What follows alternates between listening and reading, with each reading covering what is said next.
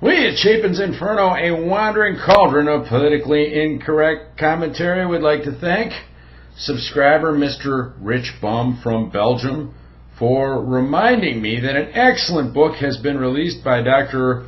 Roy Baumeister. I knew about it a couple of years ago, or at least a year ago, and then I didn't know it came out a few months ago. It's entitled, Is There Anything Good About Men? How Cultures Flourish by Exploiting Men. There's a link to this book in the comment bar, and then also you should check out a different link that has his bio there. Let me start out by saying that this is a fantabulous book and one that cannot be treated in a single inferno. Indeed, I plan on doing 3 on this book, which means you can count on at least 2 if I know the way I am. I'm going to introduce the text here and talk about specifics in our next installment, maybe one thereafter. This work is a spin-off of his famous essay, Is There Anything Good About Men?, which was delivered as an address at the 2007 meeting of the American Psychological Association. Now, that conference was held in San Francisco, and I'm sure he was not warmly received there. Regardless, for those of you who are broke or do not have library cards, why not read the link, which is totally free. It's a great article, and at over 9,000 words long, it's going to take you a while to get through it. And if you don't dig that overview, then you definitely should not bother with the book. But if I know you, you're going to dig it. Dr. Baumeister was first made known to me by Dr. Helen a couple of years back, but that's only in this context. His work on debunking the myth of self-esteem, along with this sterling book on evil, were both immaculate, and I read that one a few years ago. May have cause to mention it in the future. Now let me show you a single cartoon that will give you a flavor for this narrative. Now take a look at this, and you're going to know exactly where he's at right here. I'm going to try to get this centered here.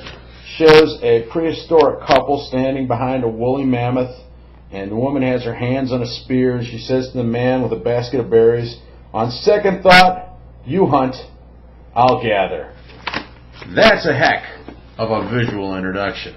The author is a professor of social psychology at Florida State University, and he must have had some truly wild experiences with PC over the last few decades. I can only imagine what he's been through with knuckle-dragging feminists trying to fire him or get him barred from this panel, reassigned to this committee, etc. You know how petty all that nonsense is. It's got to be a challenge to remain level-headed amidst all of those gargoyles.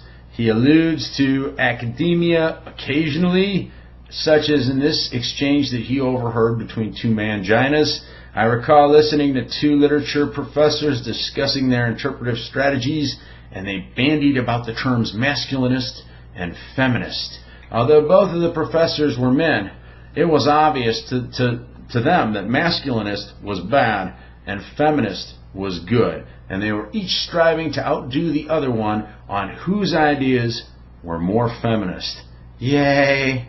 You've got to hand it to this doctor. I mean, how can you not ridicule 2 gelded gerbils when they're standing there right in front of you? Yet, I once had a coworker at my old job, an earnest young goof, tell me that his women's studies intro class, how do you like that class, son? His women's studies intro class really opened his eyes to the ways of men. I actually heard this. I did keep my words in my mouth. I mean, I needed the money, but I looked at him as if he was a leper thereafter. The book's overall theme is that men and women are different but equal in the overall scheme of things. Men are not the masters of women, and women are not the masters of men.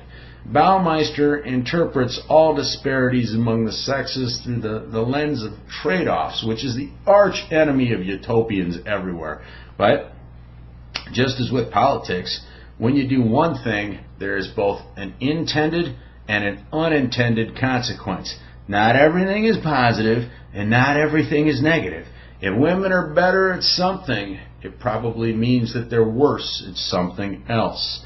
This is very sensible, logical, and accurate.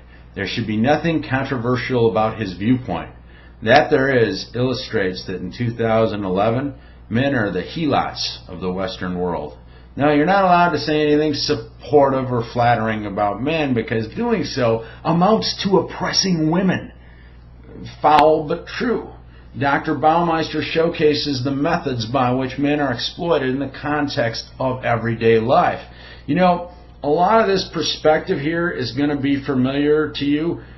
For example, every so often I get some kid feminist pop by and she writes down comments like, "Feminism is all about equality. You just don't get it." She puts that down. It's like, moron, that's what your professors tell you on day one, and then they spend the rest of the semester indoctrinating you on why women are superior as they fill your gills with morbid fallacies concerning males. Maybe next time you could question that authority, huh? I mean, I know you think you're a rebel, right?